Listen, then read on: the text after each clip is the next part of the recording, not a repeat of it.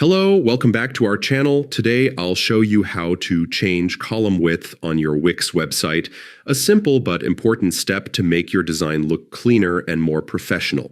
First, open your Wix website editor. This is the main tool where you design and manage your site. Next, click on a strip element. Strips are horizontal sections that hold your content. Once you select it, a toolbar will appear. Click on the Layout button. From here, you'll find settings that let you adjust columns inside the strip. Look for the column spacing adjust bar and drag it left or right to control the distance between your columns. You can also adjust the padding, which changes space inside each column around your content. This makes your layout either tighter or more spacious depending on your style. And that's it. You've learned how to adjust column widths in Wix. Small changes like this can make a big difference in your site's look and readability. Thanks for watching, and happy editing!